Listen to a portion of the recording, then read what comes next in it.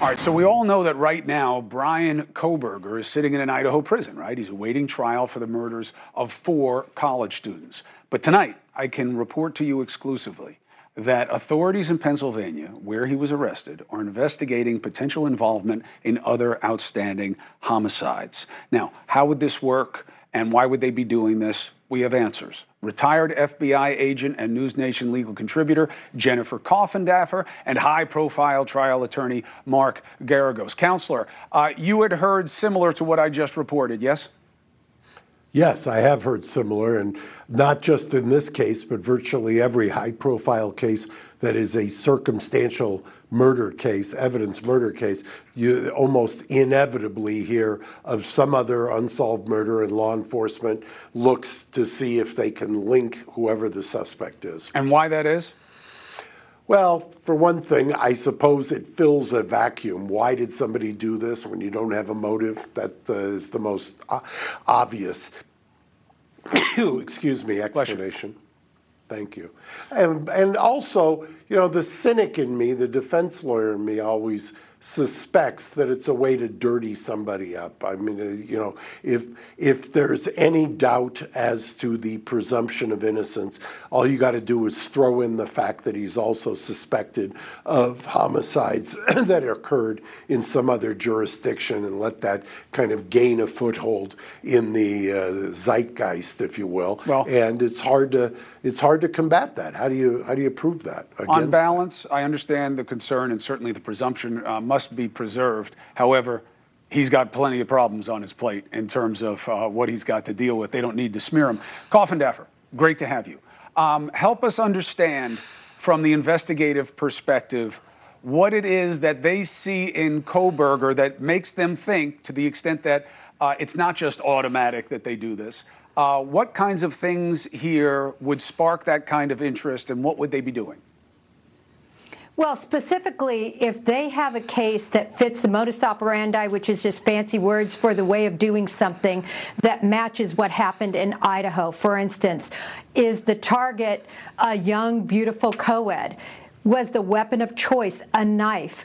Was the arrival and departure of the individual in a vehicle as opposed to being dropped off or by foot? Was the time chosen at this 3 o'clock to 4 o'clock time frame? How about the surveillance, geo-tracking, if you will, that would have been done of the phones? Did something like that occur at this location, at a location they're looking at, to show this time frame? And then finally, is there any surveillance or witness account of somebody being dressed like Bryan Kohberger dressed? And in your experience, looking into something like this, they were not anxious to talk about it. No one said to me that this is pro forma, that this is what we do all the time. Do you see this as a signature type crime that might be noticeable in other cases? I think it is a signature type crime. I mean, this is a vicious crime with a K-bar knife. It's unusual. It was a co-ed on campus. So if they're looking at something very specific that's unsolved with these parameters, they're probably looking in the right direction. One other quick step on this, Counselor Geragos.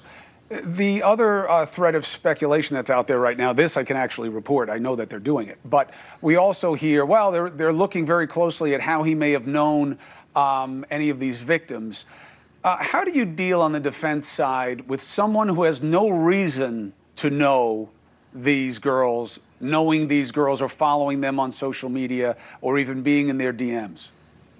Well, I think the first thing that the defense has done, I guarantee you they've already taken a deep dive into the social media. That's one of the first things you do.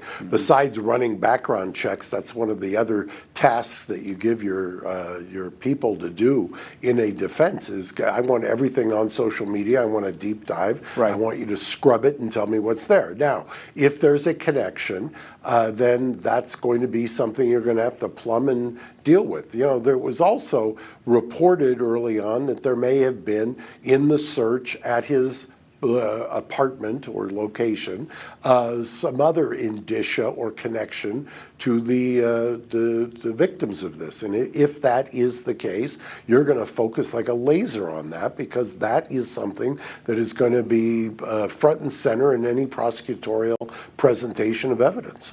Hey, thank you for watching. Please go to newsnationnow.com, newsnationnow.com, and you can find NewsNation on your television provider. And don't forget to click the red subscribe button down below. Then you will get more of NewsNation's fact-driven coverage.